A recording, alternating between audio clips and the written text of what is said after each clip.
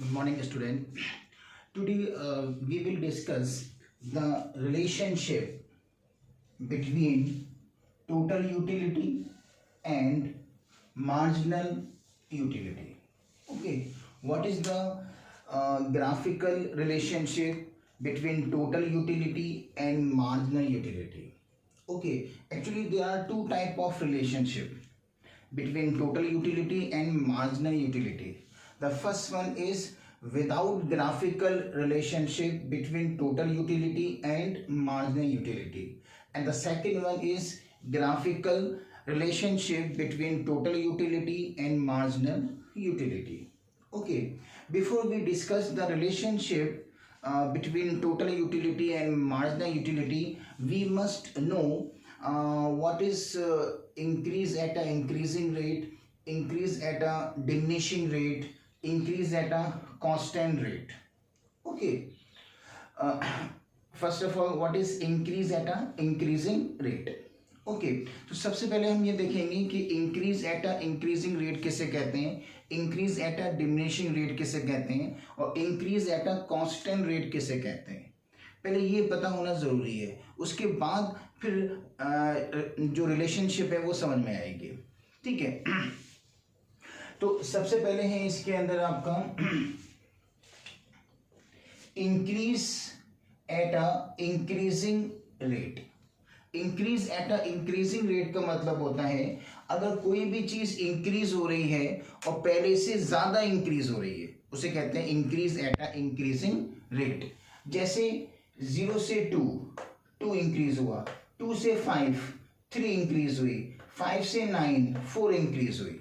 तो कोई भी चीज अगर इंक्रीज हो और पहले से ज्यादा इंक्रीज हो उसे कहते हैं increase at a increasing rate.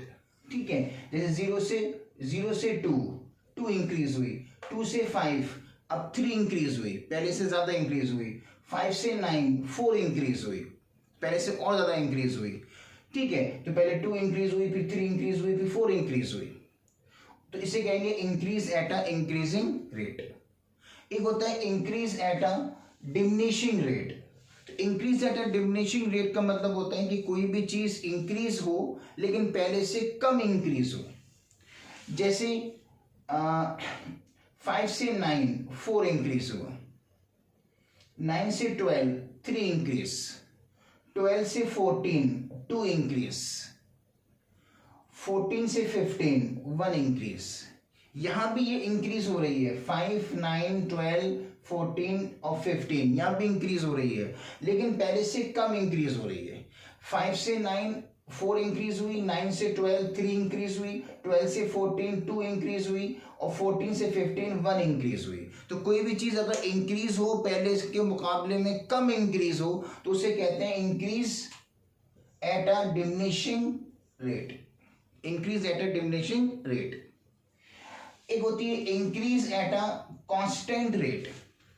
अगर कोई भी चीज सेम रेट से इंक्रीज हो रही है, कांस्टेंट रेट से इंक्रीज हो रही है, उसे कहेंगे increase at a constant rate. जैसे 0 से 5 इंक्रीज हुआ, 5 से 10 फिर 5 इंक्रीज हुआ, 10 से 15 फिर 5 इंक्रीज हुआ, 15 से 20 फिर 5 इंक्रीज हुआ. तो सेम रेट से इंक्रीज हो रही है, इसे कहते हैं increase at a constant rate. Clear.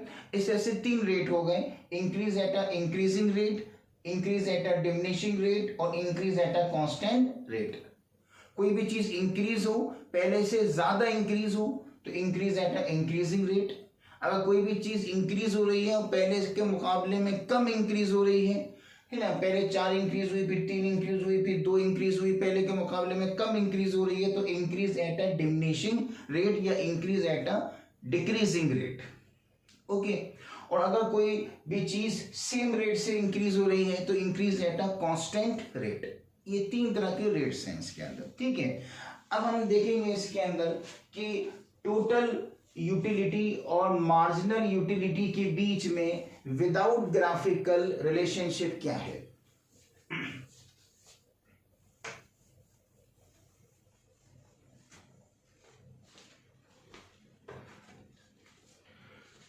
The relationship between total utility and marginal utility. Okay, तो टोटल यूटिलिटी और मार्जिनल यूटिलिटी के बीच में विदाउट ग्राफिकल जो रिलेशनशिप है वो 3 है। अब देखिए फर्स्ट पॉइंट, यहां पर जो टोटल यूटिलिटी है, अगर 1 यूनिट कंज्यूम की तो 5 आपको मिली तो total utility. Second unit consume करने पर 8 का मिला है satisfaction, 8 utils. Third unit consume की तो टोटल यूटिलिटी 10 है। 4 यूनिट कंज्यूम की तो 11, फिफ्थ कंज्यूम की तो 11, सिक्स कंज्यूम की तो 9। ओके, ये आपकी टोटल यूटिलिटी जो है वो गिवन है। और मार्जिनल यूटिलिटी हमने क्या की है, कैलकुलेट की है। कैसे? एक एक्स्ट्रा यूनिट कंज्यूम करने पर टोटल यूटिलिटी कितनी इंक्रीज हुई, 5 से 8, कितनी इंक्रीज हुई, 3 कहलाएगी मार्जिनल यूटिलिटी। फिर सेकंड से थर्ड यूनिट कंज्यूम करने पर टोटल यूटिलिटी 8 से 10 कितनी इंक्रीज हुई, 2 इंक्रीज हुई, वो कहलाएगी मार्जिनल यूटिलिटी। एक एडिशनल यूनिट 3 से 4, एक एडिशनल यूनिट कंज्यूम करने पर टोटल यूटिलिटी कितनी इंक्रीज हुई, 10 से 11, 1 इंक्रीज हुई, तो 1 कहलाएगी मार्जिनल यूटिलिटी। 5 से 6, एक एक्स्ट्रा यूनिट कंज्यूम करने पर टोटल यूटिलिटी कितनी डिक्रीज हुई, 11 से 9, -2, जो -2 है वो भी क्या कराएगी, मार्जिनल यूटिलिटी। तो marginal utility means how much total utility increase और how much total utility decrease by consuming one more unit, it is known as marginal utility. एक एडिशनल यूनिट कंज्यूम करने पर, एक एडिशनल यूनिट कंज्यूम करने पर total utility कितनी increase हुई या कितनी डिक्रीज हुई, वो कहलाएगी मार्जिनल यूटिलिटी। क्लियर? तो हमने मार्जिनल यूटिलिटी इस तरह से कैलकुलेट कर लिया अपने माइनस करके। ठीक है, बाद वाले में से पहले वाला माइनस करेंगे, सक्सेसिव टोटल यूटिलिटी में से प्रीवियस वाली माइनस करेंगे। 8 - 5 3, 10 - 8 2, 11 - 10 1, 11 - 11 0 और 9 - 11 -2। ओके, अब हम देखते हैं कि टोटल यूटिलिटी और मार्जिनल यूटिलिटी के बीच में विदाउट ग्राफिकल रिलेशनशिप क्या है। इसमें हम ये देख रहे हैं कि टोटल यूटिलिटी है वो 5 8 10 11 इंक्रीज हो रही है, लेकिन increase at a diminishing rate है। कैसे? 5 से 8 3 इंक्रीज हुई, 8 से 10 2 इंक्रीज हुई, 10 से 11 1 इंक्रीज हुई। तो टोटल यूटिलिटी इंक्रीज हो रही है, नो डाउट 5 8 10 11, लेकिन पहले के मुकाबले में कम इंक्रीज हो रही है। तो इस तरह से टोटल यूटिलिटी क्या है, increase at a diminishing rate. Okay, जब total utility increase at a diminishing rate है तो मार्जिनल यूटिलिटी क्या हो रही है, डिक्रीज हो रही है, 5 3 2 और 1। तो फर्स्ट जो रिलेशनशिप हुआ टोटल यूटिलिटी और मार्जिनल यूटिलिटी के बीच में, जो फर्स्ट रिलेशनशिप है वो ये है कि when total utility increase at a diminishing rate, marginal utility is continuously decrease. First relationship, ठीक है। When total utility increase at a diminishing rate, marginal utility is continuously decrease. 5 3 2 1. Okay, it is the first relationship between total utility and marginal utility. Second, अगर total utility 11 क्या हो गई, maximum, उसके बाद फिर 11 क्या है, कांस्टेंट हो गई।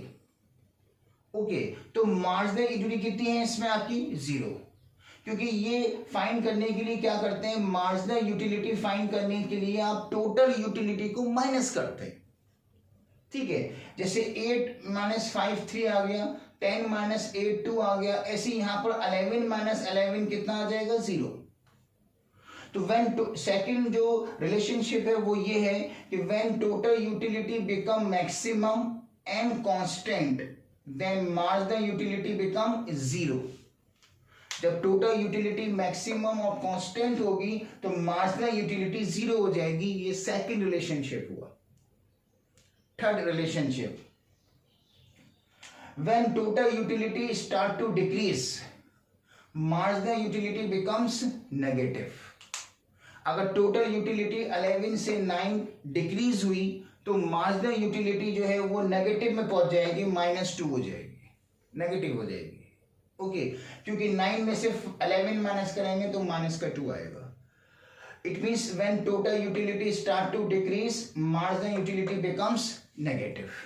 इस तरह से 3 रिलेशनशिप हुए टोटल यूटिलिटी और मार्जिनल यूटिलिटी में। फर्स्ट रिलेशनशिप है when total utility increase at a diminishing rate, then marginal utility is continuously decrease. First relationship. Second relationship, when total utility become maximum and constant, then marginal utility become 0. Third relationship, when total utility start to decrease, marginal utility become negative. ठीक है, इस तरह से 3 relationship हुए total utility और marginal utility में। अगर total utility increase at a diminishing rate है तो मार्जिनल यूटिलिटी कंटिन्यूसली डिक्रीज होगी। First relationship. अगर टोटल यूटिलिटी मैक्सिमम और कांस्टेंट हो जाए तो मार्जिनल यूटिलिटी 0 हो जाएगी। ये सेकंड रिलेशनशिप हुआ। थर्ड रिलेशनशिप ये है कि अगर टोटल यूटिलिटी डिक्रीज होना स्टार्ट हो जाए तो मार्जिनल यूटिलिटी नेगेटिव हो जाएगी। ये 3 रिलेशनशिप हैं। ये 3 जो थे वो थे without graphical relationship between total utility and marginal utility. Okay, अब है graphical relationship between total utility and marginal utility. Okay, total utility का अगर हम कर्व ड्रॉ करते हैं तो इसका कर्व इस तरह से होगा। अगर 1 यूनिट कंज्यूम कर रहे हैं तो 1 के ऊपर, और TU कितना है इसमें 5, टोटल यूटिलिटी कितनी है 5। एक्स एक्सिस पर हमने लिया यूनिट और वाई एक्सिस पर लिए हैं हमने टोटल यूटिलिटी। तो अगर 1 यूनिट कंज्यूम करेंगे तो टोटल यूटिलिटी कितनी है 5। सेकेंड यूनिट कंज्यूम करेंगे हम तो टोटल यूटिलिटी कितनी है इसमें 8। थर्ड यूनिट कंज्यूम की हमने तो टोटल यूटिलिटी कितनी है इसमें आपकी 10। फोर्थ यूनिट कंज्यूम की तो फोर्थ यूनिट कंज्यूम कर रहे हैं तो फोर्थ के ऊपर, और टोटल यूटिलिटी कितनी है इसमें 11। फिफ्थ यूनिट कंज्यूम की तो फिफ्थ के ऊपर, और टोटल यूटिलिटी कितनी है 11, तो ये 11 के सामने। 6 यूनिट कंज्यूम की तो 6 के ऊपर, 6 यूनिट कंज्यूम करने पर टोटल यूटिलिटी 9 है तो 9 के सामने। इन पॉइंट्स को हमने ज्वाइन कर दिया तो ये कर्व बन गया, वो है टोटल यूटिलिटी कर्व। क्लियर? इसी तरह से हम ड्रॉ करेंगे marginal utility curve. First unit consume करने पर मार्जिनल यूटिलिटी कितनी है 5। फर्स्ट यूनिट कंज्यूम की तो फर्स्ट यूनिट के ऊपर, और MU कितना है 5। एक्स एक्सिस पर हमने यूनिट ली है और वाई एक्सिस पर marginal utility. Second unit consume कर रहे हैं तो मार्जिनल यूटिलिटी 3 है, तो सेकंड के ऊपर और 3 के सामने। थर्ड यूनिट कंज्यूम कर रहे हैं तो मार्जिनल यूटिलिटी 2 है, थर्ड यूनिट कंज्यूम करने पर मार्जिनल यूटिलिटी 2 है। फोर्थ यूनिट कंज्यूम करने पर मार्जिनल यूटिलिटी 1 है, फोर्थ के ऊपर और 1 के सामने। फिफ्थ यूनिट कंज्यूम करने पर मार्जिनल यूटिलिटी 0 है, तो फिफ्थ के ऊपर और 0 के सामने, 0 ये है, 0 के सामने और फिफ्थ के ऊपर, ये पॉइंट हो गया। 6 यूनिट कंज्यूम कर रहे हैं तो मार्जिनल यूटिलिटी -2 हो गई। -2 यानी कि एक्स एक्सिस के बिलो जाएगी, तो 6 यूनिट कंज्यूम कर रहे हैं तो 6 के नीचे, 6 के बिलो और 2 के सामने, -2 के सामने, 6 के बिलो -2 के सामने, ये पॉइंट हो गया। इन पॉइंट को ज्वाइन कर दिया तो ये कर्व बन जाएगा मार्जिनल यूटिलिटी कर्व। तो मार्जिनल यूटिलिटी कर्व जो है वो डाउनवर्ड स्लोपिंग कर्व है, because there is a inverse relationship between number of unit consume and marginal utility. Number of unit 1 2 3 4 5 increase हो रहे हैं और मार्जिनल यूटिलिटी जो है वो डिक्रीज हो रही है 5 3 2 1। इस तरह से नंबर ऑफ यूनिट और मार्जिनल यूटिलिटी के बीच में इनवर्स रिलेशनशिप है, और जब इनवर्स होता है तो उसे कर्व कैसा बनता है डाउनवर्ड। इनवर्स का मतलब होता है कि एक वेरिएबल इंक्रीज हो, दूसरा वेरिएबल डिक्रीज हो, दो वेरिएबल अपोजिट डायरेक्शन में मूव करें उसे कहते हैं inverse relationship.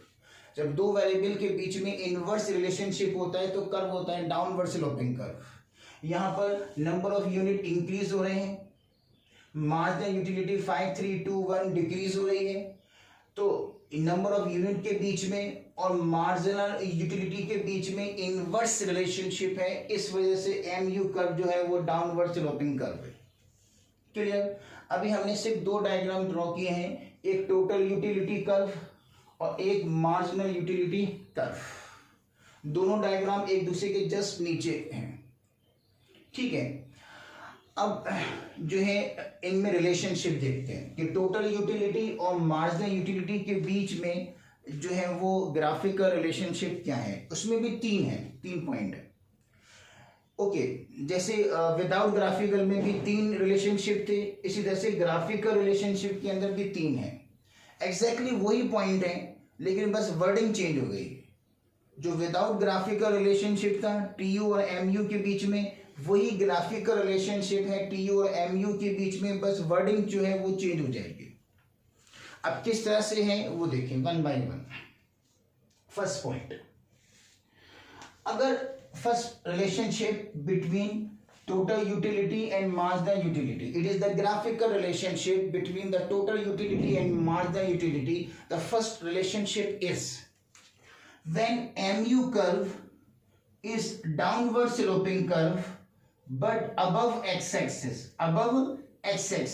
then total utility curve is upward sloping curve. Okay, if marginal utility curve is downward sloping curve but above x-axis, then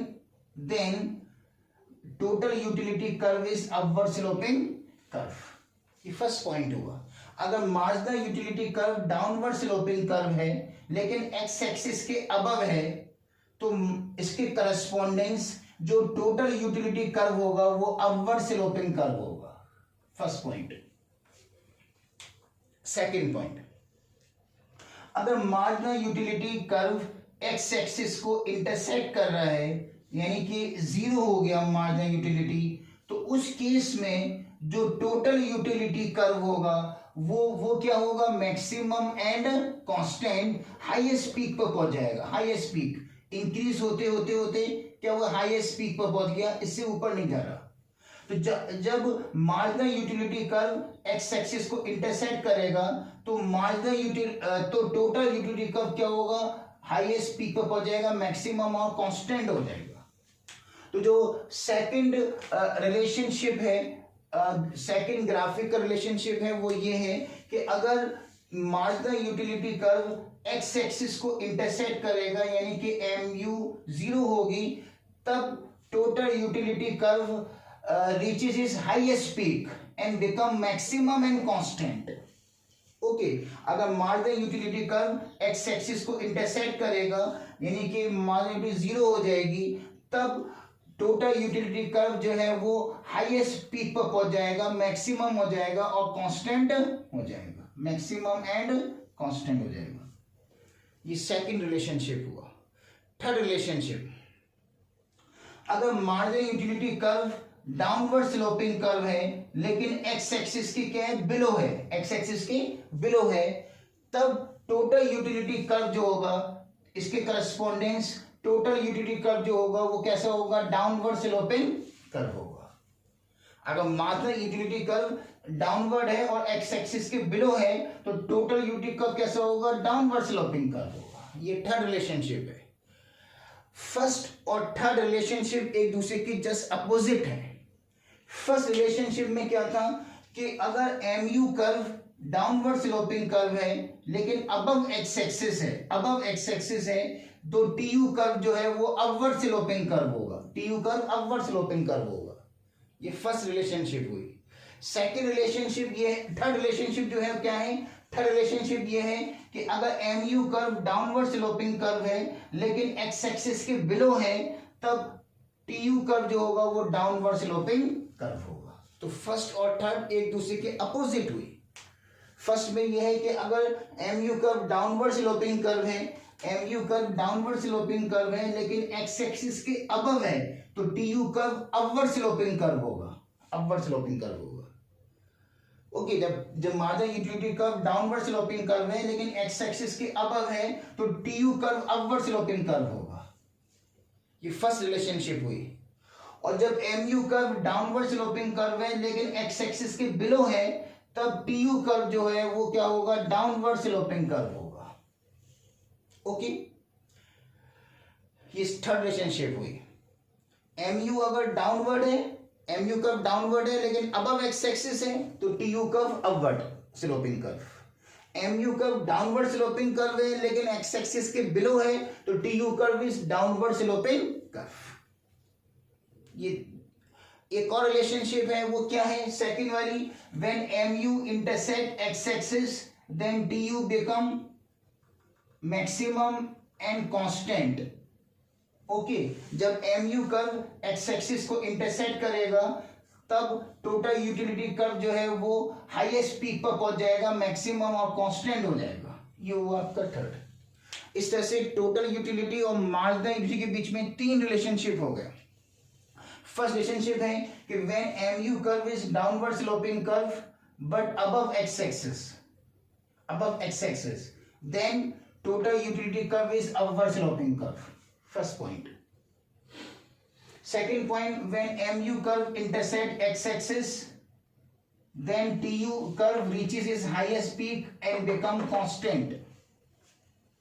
Third relationship, when MU curve goes below x-axis and downward sloping curve, then TU curve is downward sloping curve. Okay. तो तीन तरह के relationship हो गए कि अगर M U curve downward sloping curve है लेकिन एक्स एक्सिस के अबव है तो T U curve upward sloping curve होगा। अगर M U curve downward sloping curve है लेकिन एक्स एक्सिस के बिलो है तो T U curve downward sloping curve होगा। अगर M U curve x axis को इंटरसेक्ट कर रहे हैं तो टी यू कर्व जो है वो हाईएस्ट पीक पर होगा, मैक्सिमम होगा और कांस्टेंट होगा। ये हुए graphical relationship between total utility and marginal utility. इससे पहले आपने देखा without graphical relationship between total utility and marginal utility. ये अक्सर 3 मार्क्स में आ जाता है। ये जो है ये इंपॉर्टेंट है आपका टॉपिक कि विदाउट ग्राफिकल रिलेशनशिप या graphic relationship between total utility and marginal utility. Okay, तो ये टॉपिक आपका कंप्लीट हो गया।